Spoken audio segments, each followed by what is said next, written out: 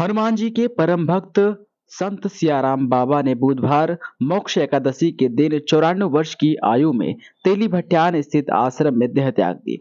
वे कुछ दिनों से बीमार थे और आश्रम में ही उपचाररत थे। बाबा गुजरात के रहने वाले हैं और मुंबई के एक स्कूल से उन्होंने कक्षा 11वीं तक की पढ़ाई की है। पूरा जीवन बाबा ने सन्यासी रहकर मां नर्मदा के तट पर हनुमान जी की भक्ति में बिता दिया। सेवादारों के अनुसार सियाराम बाबा का असली नाम कोई नहीं जानता। पहली बार उनके मुख से सियाराम शब्द निकला था और तभी से लोग उन्हें इसी नाम से पुकारने लगे। सेवादार संतोष पटेल बताते हैं कि साल 1955 में बाबा गांव आए थे। तब उनकी उम्र करीब 22 वर्ष थी। यहाँ बरगद के वृक्ष के नीचे एक पेड़ पर खड़े रहकर 12 वर्षों तक खड़ेश्वरी तपस्या की। इस दौरान वे मौन साधना में लीन रहे। भोजन में सिर्फ नीम के पत्ते खाते। कहते हैं कि तपस्या के दौरान कई बार नर्मदापुर आई पर बाबा हिले नहीं। सेवादारों ने उन्हें उठाकर उचित स्थान तक पहुंचाया। सियाराम बाबा के बारे में क्या कुछ जानते हैं?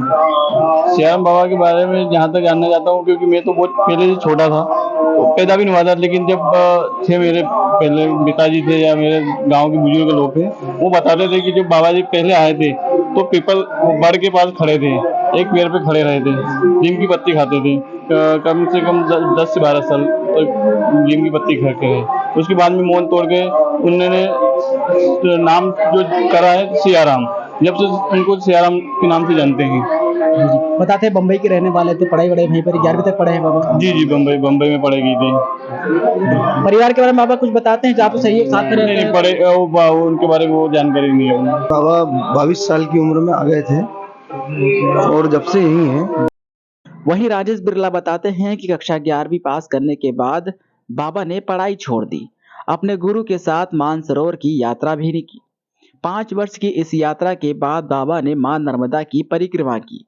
इस दौरान उन्हें तेली भट्टान काफी पसंद आया। परिक्रमा पूरी करने के बाद बाबा यहाँ आकर बस गए।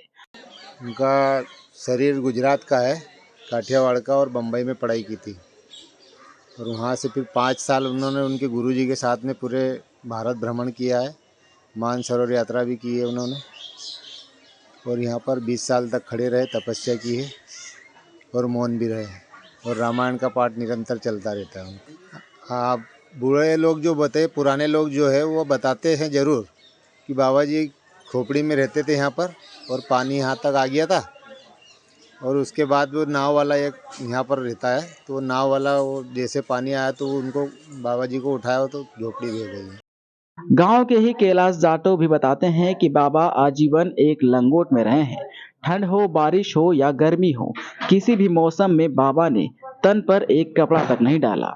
शरीर पर भभूत लगाते थे। पहले एक छोटी सी कुटिया में बाबा रहते, फिर गांव के लोगों ने जन सहयोग से बाबा के लिए आश्रम का निर्माण करवाया।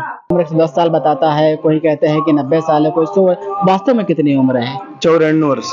94 वर्ष है।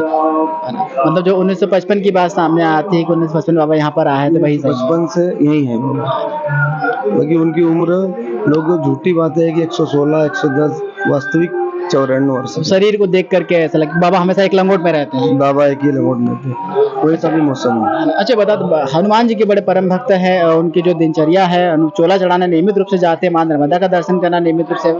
ये पहले तो नियमित था, परंतु उम्र अधिक होने से अब केवल शनिवार को ही करते थे। बाबा हमेशा रामायण का पाठ करते थे, कभी भी पाठ बंद नहीं हुआ। कहीं जाते तो वहां भी रामायण को साथ लेकर जाते हैं। बाबा के अंतिम दर्शन के लिए तेली भट्टान आश्रम में भक्तों का सैलाब उमड़ रहा है। लोकल 18 के लिए खरगोन से दीपक पांडे की रिपोर्ट।